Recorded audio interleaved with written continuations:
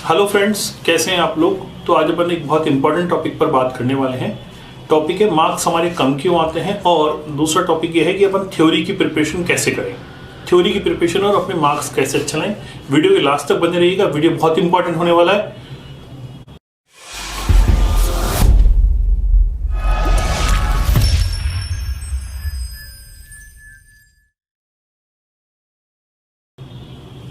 दोस्तों, अपन बात कर रहे हैं कि हमारे मार्क्स कम क्यों आते हैं, परसेंटेज हमारी कम क्यों बनती है। हम काफ़ी अच्छा करके आए फिर भी परसेंटेज कम बनी। तो दोस्तों, अपने 6 पेपर है, मान लेते हैं 6 पेपर, 2 प्रैक्टिकल पेपर होते हैं और 4 थ्योरी पेपर होते हैं। तो जो प्रैक्टिकल पेपर होते हैं अपन उनकी प्रिपरेशन साल भर तक करते हैं, लास्ट तक उनको तैयार करते होते हैं। और जो थ्योरी पेपर होते हैं अपन उनको देखते नहीं, एग्जाम से एक दिन पहले उठा के देखते हैं। तो प्रैक्टिकल पेपर में तो आपके बहुत अच्छे मार्क्स आते हैं, 70-80 में मार्क्स आ जाते हैं, और जो थ्योरी पेपर में 40 में मार्क्स रह जाते हैं।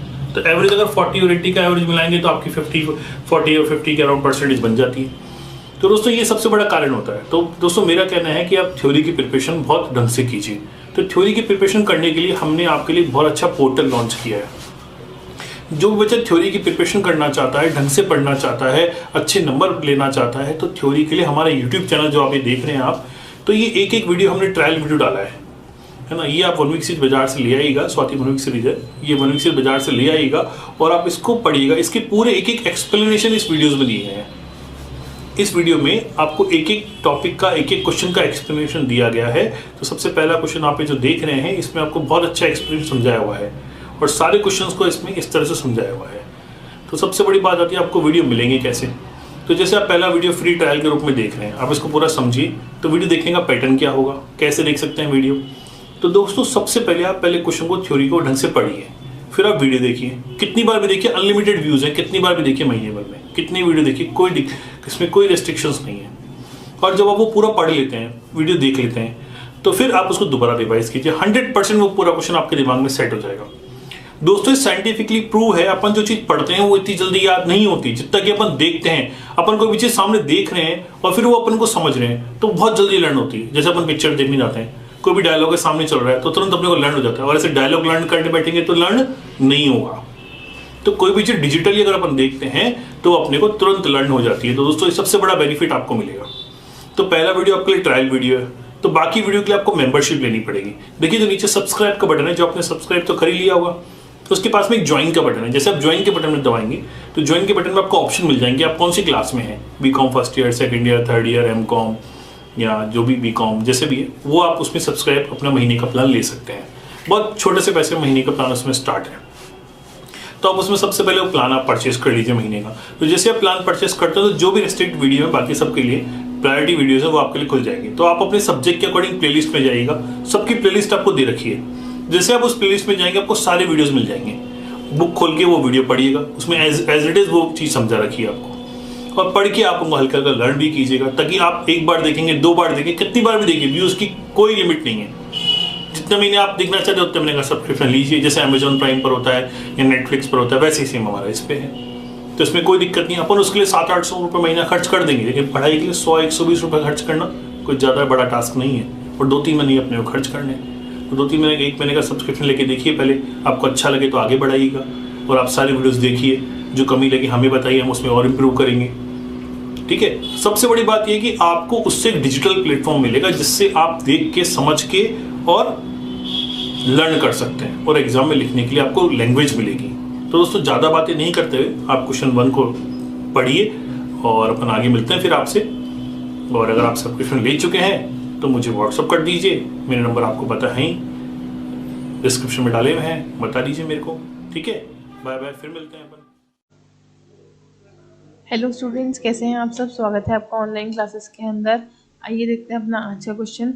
Define bank and describe the primary functions of modern bank in detail. हमें बताना है कि बैंक क्या होता है, उसके प्राइमरी फंक्शंस क्या होते हैं, बैंकिंग के प्राइमरी फंक्शंस क्या होते हैं, मॉडर्न बैंक्स किसे कहा जाता है, वो सब हम डिटेल में पढ़ने वाले हैं आज। तो देखिए, इसका एक्सप्लेनेशन देखते हैं।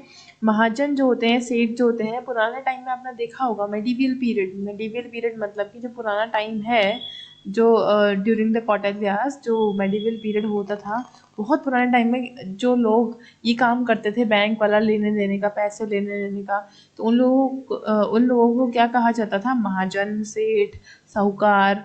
मारवाड़ी, ऐसे ऐसे टर्म्स यूज़ किए जाते थे पुराने टाइम में। एक बैंकिंग की जो काम जो चीज़ें हैं जैसे लेन देन करना, ये सब जो काम करता था उन लोगों को। तो जो पुरानी हिस्ट्री है banking history, thus the banking of the old history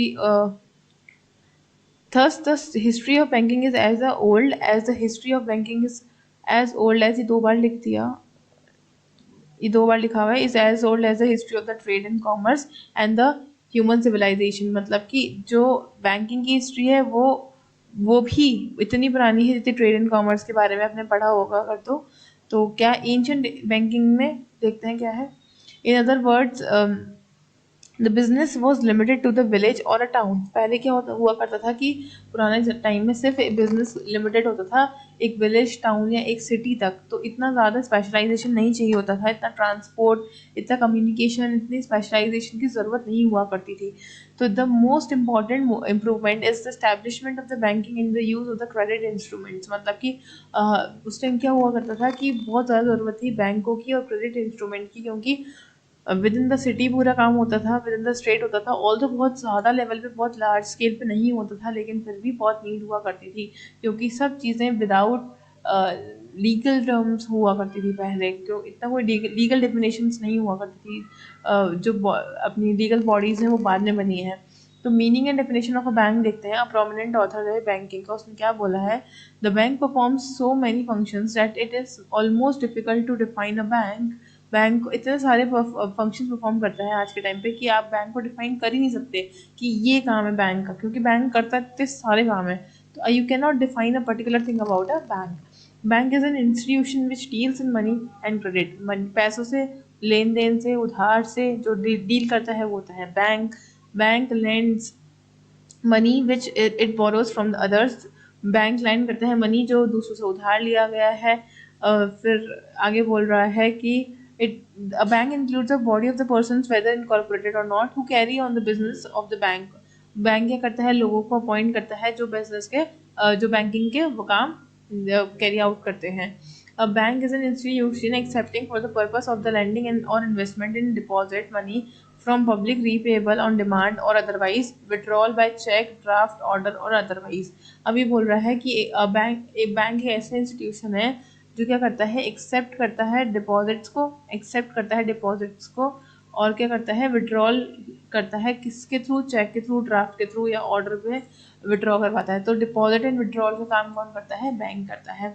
bank is an institution accepting, अब एक्सेप्ट करता है for the purpose of lending, आगे लैंड करने के लिए वो पैसे एक्सेप्ट करता है। वो डिपॉजिट करता है मनी जो पब्लिक डिमांड और जो पब्लिक देती है उसको डिपॉजिट करता है, और जो पब्लिक मांगती है उसको वो वापस दे देते हैं।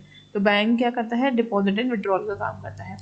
नेक्स्ट डेफिनेशन में भी यही सेम चीज़ कही है कि वो रिसीव करता है पब्लिक के पब्लिक के थ्रू, चेक के थ्रू। पब्लिक कैसे भी जमा करा सकती है, कैश में, चेक में, और फिर उसको and it also regarded as the manufacturer of the credit and the machine for facilitating all kinds of exchanges। कोई से भी तरीके का एक्सचेंज कराना हो तो बैंक है।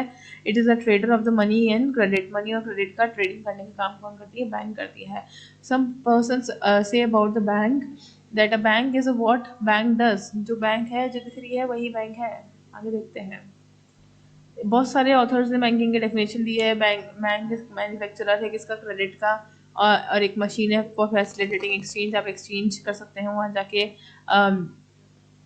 आपके कोई बी आर दिया, आपने पैसे ले लिया, आपने कोई शेयर रिडीम करवाया, उसके पैसे ले लिया, आप एक्सचेंज करवा सकते हैं, आप मनी डिपॉजिट करवा सकते हैं, आप उधार ले सकते हैं, लोन्स ले सकते हैं। तो बैंकिंग के सारे काम होते हैं। Bank are institutions who debts are referred to as a bank deposit and they are commonly accepted in final settlement of the other people debts। वही चीज़ लोगों के से पैसे लेकर और दूसरे लोगों के पैसों को वापस रिटर्न करने का काम कौन करता है, bank. A bank is a person or a corporation who holds itself out of the receive from the public payable on the demand by check। आप और पब्लिक को चेक से जो डिमांड करते हैं, जो पब्लिक पैसा डिमांड करती है वेदर बाय चेक और आजकल तो एटीएम आ गए, तो बैंक क्या करती है, उनको पैसे देने का काम भी वापस करती है। Real business of the banker is obtain deposit. Banking का काम क्या है, डिपॉजिट ऑब्टेन करना और लैंड करना। वही चीज़ें सेम दे रखी है, lending and deposit. A banker is a person who carry out the business of receiving money। वही अब वापस रिसीविंग मनी आ गया, तो उनके ऊपर ऑब्लिगेशन हो गई कि वो टाइम टू टाइम कस्टमर्स को सर्विसेज प्रोवाइड करें, और जब भी उनको पैसा विड्रॉ करना है उनको वापस दे दें। बैंकिंग क्या करता है, एक्सेप्ट करता है डिपॉजिट और लैंड करता है इन्वेस्टमेंट में पब्लिक को। और रिपेबल ऑन डिमांड, मतलब कि ऑन डिमांड आज मैं गई तो आज ही पे करेगा, ये नहीं बोलेगा कल आना मेरे पास पैसे नहीं है। तो रिपेबल ऑन डिमांड होता है, कैसे भी पे कर सकता है, वो चेक से कर सकता है, ड्राफ्ट से कर सकता है, कैसे भी पे कर सकता है। If we pay a little attention to these definitions, we find out every author has insisted on the function of the bank, and thus they have listed the many different, अब बहुत सारे functions हैं। पहला function of modern bank देखते हैं। Banking के बहुत सारे फंक्शन है। सबसे पहला फंक्शन है प्राइमरी फंक्शन, जो मेन फंक्शन है जिसके लिए बैंक्स बनी है, तो वो है प्राइमरी फंक्शंस। ट्रेडिशनल फंक्शंस भी होते हैं। फर्स्ट है एक्सेप्टिंग डिपॉजिट, डिपॉजिट को एक्सेप्ट करना। एक्सेप्टिंग डिपॉजिट मतलब कि प्राइमरी फंक्शन है बैंकिंग का to accept deposit from public से पैसा लेना। The bank makes efforts to collect such money from the public and which is presently surplus with it, मतलब जो पैसा लोगों के पास एक्स्ट्रा पड़ा है, सरप्लस में पड़ा है, जो पैसा वो उनके कोई काम नहीं आ रहा, उनको क्या करती है, अपने पास मंगा के और डिपॉजिट करने का काम करती है। डिपॉजिट को एक्सेप्ट कौन करता है, बैंक। देखते हैं कैसे कैसे बैंक डिपॉजिट एक्सेप्ट करती है। पहला है फिक्स डिपॉजिट, फिर है करंट डिपॉजिट। पहला है फिक्स डिपॉजिट। फिक्स डिपॉजिट मतलब एफडी, आपने सुना होगा एफडी अकाउंट। यह है एफडी अकाउंट। यूजुअली ये 6 महीने से लेकर 10 साल तक का होता है इसका टाइम पीरियड। ये फिक्स टाइम ड्यूरेशन के लिए होता है।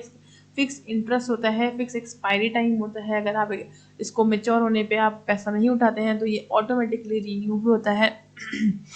आप बीच में पैसा निकाल नहीं सकते इसमें। और इसमें जो इंटरेस्ट रेट है वो हायर होती है बाकी सबसे। क्यों इंटरेस्ट रेट हायर होती है एफडी में, क्योंकि बाकी से आप इसमें बहुत लॉन्ग टर्म के लिए पैसा डाल रहे हैं और फिक्स्ड अमाउंट आप लेने वाले हैं कुछ सालों बाद, इसलिए यहाँ पे सबसे ज़्यादा इंटरेस्ट रेट आपको एफडी में मिलती है। आगे देखते हैं करंट अकाउंट। करंट अकाउंट क्या होता है, ये कौन ओपन करता है करंट अकाउंट? ऐसे लोग ओपन करते हैं जो इंडस्ट्रियलिस्ट और बिजनेसमैन होते हैं, जिनकी डे टू डे ट्रांजेक्शंस बहुत ज़्यादा होते हैं, या फिर जिनको large amount of money required होता है डेली बेसिस पे। रोज के रोज पैसा निकालते हैं, जमा कराते हैं, निकालते हैं, जमा कराते हैं, जैसे जैसे रिक्वायरमेंट्स होती हैं। तो ऐसे लोग क्या कराते हैं, करंट अकाउंट। करंट मतलब कि डेली के ट्रांजेक्शन उनमें बहुत ज़्यादा होते हैं। ऐसे में कोई भी इंटरेस्ट नहीं मिलता, क्योंकि आज आप 1 लाख निकाल रहे हो तो कल 2 लाख जमा करा रहे हो तो कल 3 लाख निकाल भी रहे हो। तो ऐसी चीज़ों में इंटरेस्ट नहीं मिलता। आपका सिर्फ एक आपका लॉकर है बस, वो एक आपको पैसे सेफ रखने का लॉक है बस वो। करंट अकाउंट में कोई इंटरेस्ट नहीं मिलता, ठीक है। Balance amount in such accounts is less in certain specified minimum amount. आप इसमें मिनिमम अमाउंट से भी लेस अमाउंट रख सकते हैं। जैसे अगर मैंने आज अकाउंट खाता खोला, मैंने बैंक ने बोला आपको 2000 रुपये मेंटेन करने हैं, लेकिन करंट अकाउंट में अगर आपको जीरो बैलेंस भी है ना, तो आपको कुछ भी मतलब आप जीरो बैलेंस भी रख सकते हैं। Deposit amount in such accounts are called demand liabilities of the bank, ठीक है। नेक्स्ट देखते हैं सेविंग अकाउंट। सेविंग अकाउंट क्या होता है, जो हर आदमी खुलवाता है। हर आदमी अपना अकाउंट बैंक में खुलवाता है। जो भी lower to middle income age group है वो सब अपना अकाउंट खुलवाते हैं सेविंग्स बैंक अकाउंट बैंक में जाके। इसमें एक मिनिमम अमाउंट ऑफ डिपॉजिट करवाते हैं कि 500 तो मिनिमम कराना ही पड़ेगा अगर आपको अकाउंट खुलवाना है तो। कोई भी ओपन करवा सकता है, मिनिमम अमाउंट जमा करा के आपका खाता खुल जाता है। आपको money has been withdrawn from such account by cheque. आप उस खाते से चेक से पैसा निकाल सकते हैं, या फिर आप एटीएम वगैरह से किसी और तरीके से निकाल सकते हैं, लेकिन उसमें लिमिट होती है कि आप 5000 ही निकाल पाओगे एक दिन में 10,000 निकाल सकते हो। तो इसमें लिमिटेड अमाउंट निकाल सकते हो। अगर आपको विड्रॉ करना है मनी ज़्यादा अपनी लिमिट के बियॉन्ड, तो आपको क्या करना पड़ेगा, पहले से ही बैंक को इंडिकेशन देने पड़ेंगे कि हम आपके बैंक से इससे ज़्यादा पैसा निकलवाना चाहते हैं, तो आपको पहले से ही बैंक को इन्फॉर्म करना पड़ेगा। Home safe account. अब क्या है ये होम सेफ अकाउंट, देखिए। This account is useful for people making the small saving. बहुत छोटे जो रोज के पैसे कमाते हैं, छोटे पैसे इकट्ठे होते हैं, जिनके पास कम अमाउंट से स्मॉल सेविंग्स होती हैं, उनके लिए अकाउंट होता है। For such account the bank provides a safe for the customers. एक सेफ का काम करती है तो जो अपनी सेविंग्स को उसमें क्या करते हैं, डाल के रखते हैं। ये बिल्कुल सेफ तरीका है। बैंक के पास रखो अपने डिपॉजिट्स को, ताकि वो बाद में आप काम में ले सको। तो ये पैटी सेविंग होता है। पैटी सेविंग मतलब छोटे छोटे अमाउंट को सेव करके आप एक बड़ा अमाउंट बना सकते हैं थोड़ा थोड़ा करके। The interest rate on such account is however very low, बहुत बहुत कम होती है इंटरेस्ट। सबसे ज़्यादा इंटरेस्ट मिलता है एफडी पे, फिर मिलता है सेविंग पे, करंट पे नहीं मिलता। और ये जो है होम सेफ अकाउंट, उसमें भी बहुत ही कम इंटरेस्ट मिलता है। ठीक है, नेक्स्ट देखते हैं indefinite period deposit account. Indefinite period deposit, आपको पता ही नहीं है कि आपको कब कब आपने ओपन करा सबसे पहले, उसके बाद सबसे पहले तो आपने अकाउंट ओपन करा, फिर डिपॉजिटेड अमाउंट में be withdrawn from the account in a special circumstances the bank page interest on the deposit in this account. Bank पे करती है इंटरेस्ट, आप उसमें विड्रॉ भी कर सकते हो, लेकिन इंडेफिनिट डिपॉजिट अकाउंट है। The bank has the right to invest the deposit of such account and hence interest rate paid by the bank on such account is comparatively much higher। Bank आपका इसमें पैसा क्या कर सकती है, use ले सकती है। जैसे अगर आज आपके पास 1 लाख रुपए आपने इंडेफिनिट पीरियड डिपॉजिट अकाउंट में डाले हैं, तो हो सकता है बैंक आपको वो पैसा यूज कर लिया। आज आपके अकाउंट में बैलेंस दिखा रहा है 5,000 रुपए, बैंक ने वो पैसा यूज कर लिया, ऑल्दो वो इंटरेस्ट पे करेगी बहुत अच्छा खासा, लेकिन ऐसे अकाउंट्स में बैंक यूज ले लेती है पैसा आपका। नेक्स्ट देखते हैं advancing of loans. Advancing of loans, अब दूसरा काम क्या है? पहला काम था एक्सेप्टिंग डिपॉजिट। पहला प्राइमरी फंक्शन में पहला था एक्सेप्ट करना डिपॉजिट को। अब क्या है दूसरा function? Granting loans, advancing loans. अब लोन देना दूसरा काम है। बैंक क्या करती है? लोन देती है। आप लोन के लिए अप्लाई करते हैं, उसके ऊपर आपको इंटरेस्ट देना पड़ता है।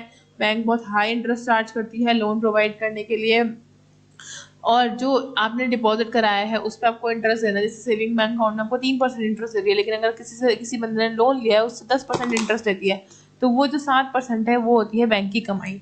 तो जो डिफरेंस होता है किसका डिफरेंस? जो इंटरेस्ट पे कर रही है लोगों को और जो इंटरेस्ट रिसीव कर रही है लोगों से, वो होती है बैंक के प्रॉफिट्स, वो होता है बैंक की कमाई। ठीक है, आगे देखते हैं। और लोन लेने के लिए आपको एक एडिकेट सिक्योरिटी रखनी पड़ती है। ऑब्वियसली लोन अगर आप लेंगे तो सिक्योर्ड होता है वो किसी ना किसी चीज़ से। ठीक है, अब कैसे लोन ले सकते हैं? आप कैश लोन ले सकते हैं, कैश क्रेडिट्स ले सकते हैं। क्रेडिट मतलब कि लोन, कैश क्रेडिट ले सकते हैं कि आपने कैश में लोन उठा लिया बैंक से। कोई भी इंडिविजुअल इंस्टीट्यूशन आप कोई भी जाके बैंक में और कैश से लोन उठा सकता है। कैसे विड्रॉ कर सकता है? On security of share, debenture खरीद लिया, सिक्योरिटी मूवेबल सिक्योरिटी खरीद ली, इनमूवेबल प्रॉपर्टी खरीद ली। The loanee gets goes on withdrawing the money within its limit के अंदर ही आप विड्रॉ कर सकते हो according to the requirements and goes on making repayment. और आप टाइम टू टाइम रीपेमेंट भी इसका करते जाते हैं। ठीक है, लोन आपने अगर लिया है तो टाइमली रीपेमेंट भी आप करते हैं, इंटरेस्ट का भी और प्रिंसिपल अमाउंट का भी। In such situation the bank charges high interest on only the amount actually withdrawn by the loanee. अब जो अमाउंट बैलेंस बचा है उसके ऊपर आप पे इंटरेस्ट लगता जाएगा। Loan and advances. Loan and advances में क्या करते हैं? वही बैंक क्या करती है? डिपॉजिट कर देती है आपका टोटल अमाउंट आपके खाते के अंदर, आप उसको यूज़ करो, आप उसको विड्रॉ करो, आप अपने नीड्स पूरी करो, आप उसके ऊपर इंटरेस्ट टाइमली पे करते रहो, आप प्रिंसिपल टाइमली पे करते रहो। तो वो कैश में भी हो सकता है, आपके खाते में भी डल सकता है, या फिर थर्ड है ओवरड्राफ्ट। ओवरड्राफ्ट मतलब कि bank permits holder of current account holder. अब जो करंट अकाउंट है, करंट अकाउंट जैसे कि मैंने बोला करंट अकाउंट में आपके 2,000 रुपये पड़े हैं। अब मिनिमम अमाउंट लिमिट तो कुछ होती नहीं करंट अकाउंट में, आप जीरो भी रख सकते हैं। अगर आपको चाहिए 10,000, आपने 10,000 विड्रॉ कर लिया, आपके पैसे निकल जाएंगे 2,000 आपके खाते में बैलेंस 10,000 निकल जाएंगे। 8,000 का क्या हो जाएगा? ओवरड्राफ्ट, मतलब कि वो आपने उधारी ले ली 8,000 की बैंक से। तो करंट अकाउंट होल्डर्स को ओवरड्राफ्ट फैसिलिटी दी जाती है कि आप ओवरड्राफ्ट ले सकते हो, क्योंकि वो लोग बिजनेसमैन होते हैं, उनको एकदम से किसी भी चीज़ की ज़रूरत पड़ सकती होती है पैसों की। Discounting of bill of exchange, उसकी भी लिमिट होती है, कितना अच्छा कस्टमर बैंक का उस अकॉर्डिंग क्रेडिट मिलता है। Discounting of the bill of exchange, अब आप बिल ऑफ एक्सचेंज किसी भी आपने दो जनों के बीच में डीलिंग हुई है, आपको सामने वाले से पैसे लेने हैं, सामने वाले ने बोला कि पैसे मेरे पास अभी है नहीं, उसने क्या करा? बिल ड्रॉ करके दे दिया। वो बिल मैं लिया और बैंक के पास लेके गई, उस बैंक वाले ने उसको थोड़े से पैसे चार्ज खुद के पास रख के रिडीम करवा लिया। 2 लाख का था, सपोज 2 लाख का हम दोनों की डीलिंग हुई है। तो मुझे अर्जेंट पैसे चाहिए। अब अर्जेंट पैसे चाहिए तो कहाँ से लाऊंगी मैं अर्जेंट पैसा? वो भी मना कर रहा है सामने वाला, मेरे पास नहीं है। उसने कहा कि रुक जाओ 1 महीना। तो उसने क्या करा, BR बना दिया। BR साइन करवा के और बैंक में दे दिया ऑफिशियली।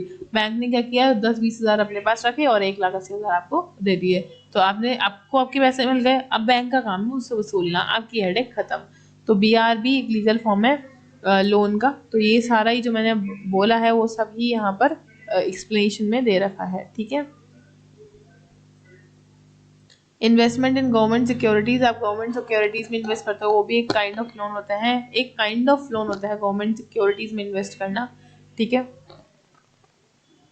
और सेफेस्ट क्रेडिट है ये तो, गवर्नमेंट में इन्वेस्ट करना।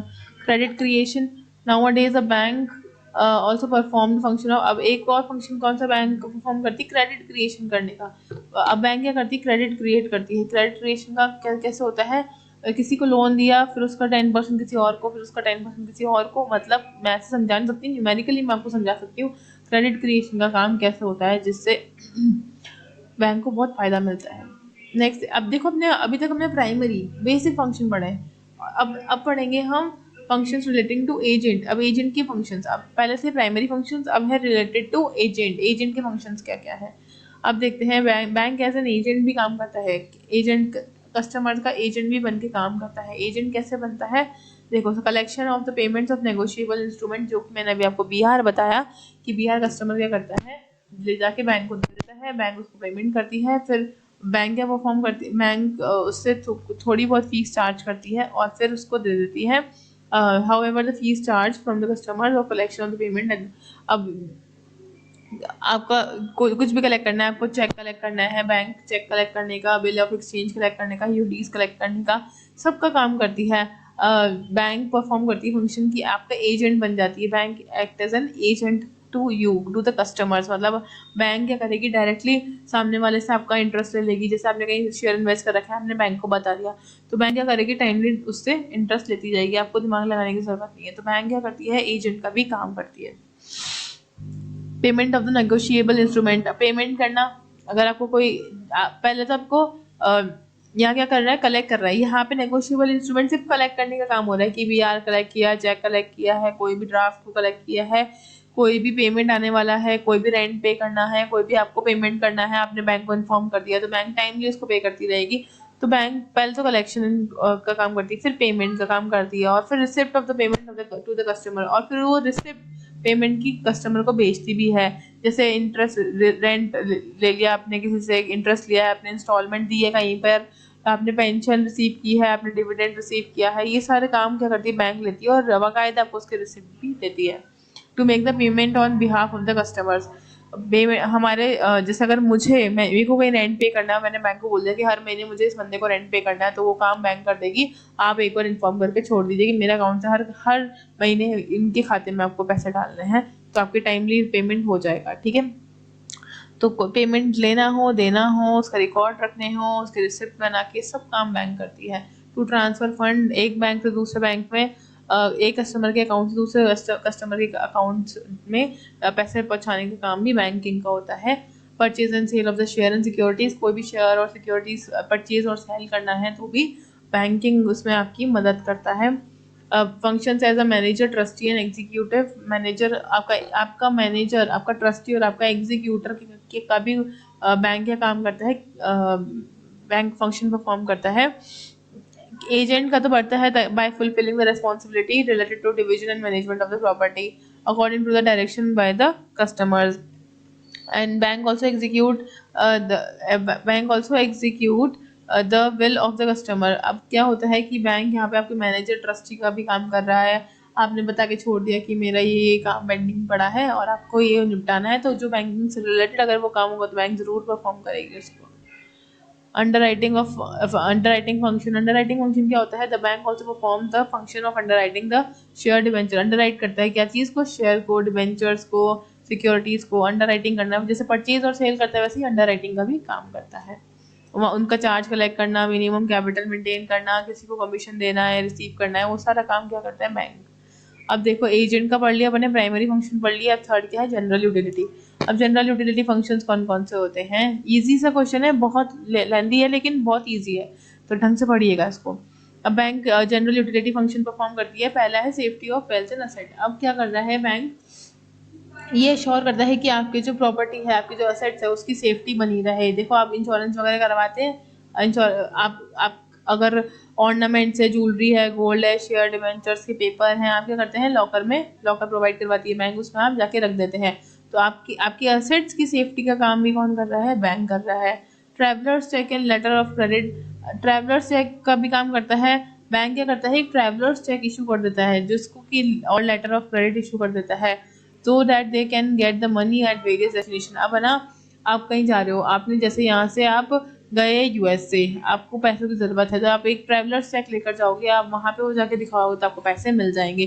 तो आपका जो रिस्क होता है कैरिंग कैश, मतलब आपको अगर जैसे सपोज जयपुर से कोलकाता जाना है, आपको किसी को पेमेंट करना है 10 लाख रुपए का, अब आप कैश ले जाना कितना रिस्की है, जेब में 10 लाख रुपए आप डेची में लेकर जाओगे, आपकी चोरी हो गए तो आप एक ट्रैवलर चेक इशू करवा सकते हो बैंक से, लेटर ऑफ क्रेडिट इशू करवा सकते हो। उसी बैंक, आप कोलकाता पहुंचे तो उसी बैंक में जाके उसको दिखाइए चेक को, और आपको 10 लाख रुपए वो दे देगा वहां से। तो आपको कैश कैरी करने का काम नहीं करना है, बैंक आपको ये ट्रैवलर्स चेक का फैसिलिटी देता है। Business information and statistics, business information and statistics में क्या है, since the banks are familiar with the financial positions of the customers, the banks give useful advice to the customers on the financial matters पे advice देना, statistics maintain करना, risk customer को risk free feel करवाना, ये सारा काम bank के होते हैं। हर कंट्री में हर जगह मॉनिटर सिचुएशन को कौन संभालता है, बैंक संभालती है। नेक्स्ट है acceptance of the bill of exchange, वही वापस से रिपीट हो गया ये देखिए, बिल ऑफ एक्सचेंज, अब मैं नहीं बताऊंगी इसको। सिक्योरिटी ऑफ लोन्स, लोन्स की सिक्योरिटी का काम करती है। ऑब्वियसली आपसे कुछ गारंटी में लेके रखेगी, गारंटी में आपसे लेके रखेगी कोई असेट, कोई सोना या कुछ ऐसी चीज़ आपसे लेके रखेगी बैंक, जिससे कि लोन की सिक्योरिटी बनी रहे। नेक्स्ट है help in transportation of the goods. अब ट्रांसपोर्टेशन ऑफ द गुड्स में भी मदद करती है बैंक, कैसे, big businessman send transport receipt of the goods to the bank after sending their goods to the customer। अब बैंक जैसे ही गुड्स पहुंच गए सामने वाले के पास, तो बैंक के पास हमने रिसिप्ट दी और बैंक रिसिप्ट को सामने वाले को पहुंचाने का काम करती है। तो ट्रांसपोर्टेशन ऑफ द गुड्स का भी काम है। फाइनेंशियल एडवाइजर भी है, ये भी पहले रिपीट हो गया पॉइंट। फाइनेंशियल एडवाइजर है, फ्यूचर प्लान बताता है कैसे, कहाँ इन्वेस्ट करना चाहिए, कहाँ पे डिसीजन लेने चाहिए, एडवाइजर का काम भी है। मर्चेंट बैंकिंग सर्विसेज देता है बैंक। जो कमर्शियल बैंक है वो मर्चेंट्स को बैंकिंग सर्विसेज प्रोवाइड करता है। As a result they become easy to obtain the loans from the non banking financial institution, ताकि आप नॉन बैंकिंग फाइनेंशियल इंस्टीट्यूट से भी पैसा उठा सकें। नेक्स्ट है functions of share market.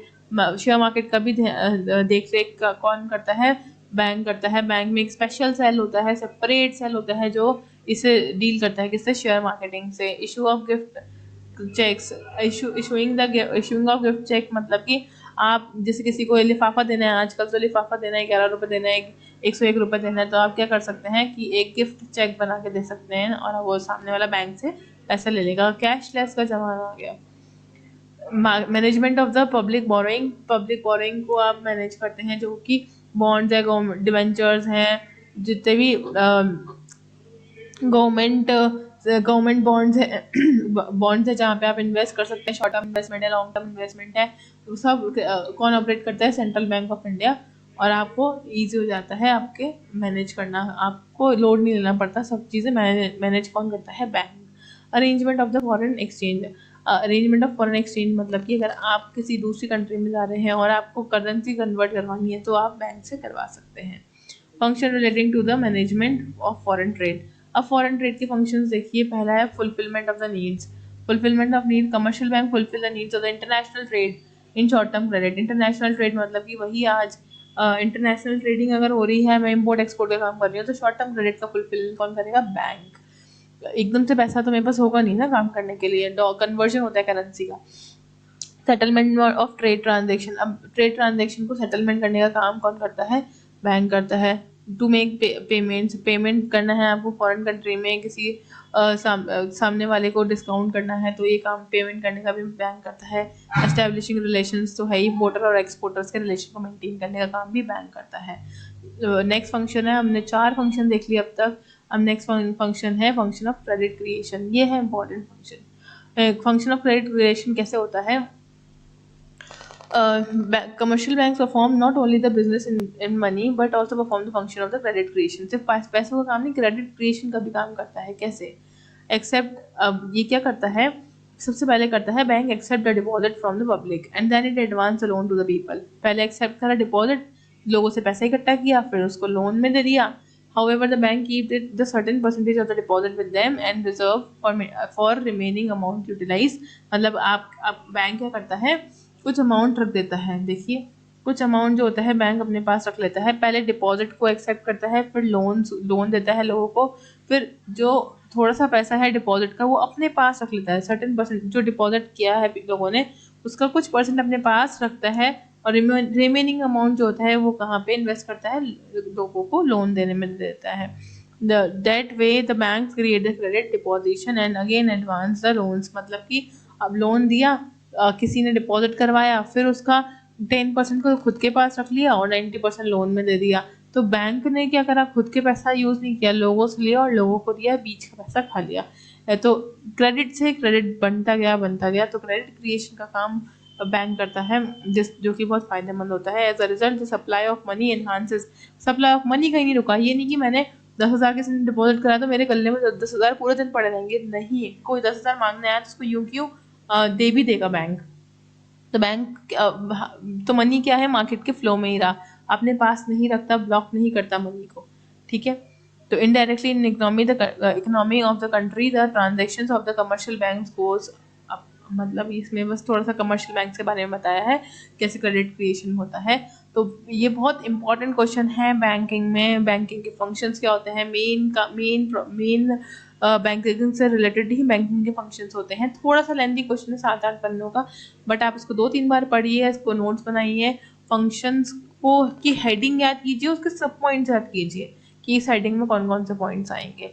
I hope आपको ये वीडियो ढंग से समझ में आ गया होगा. Thank you.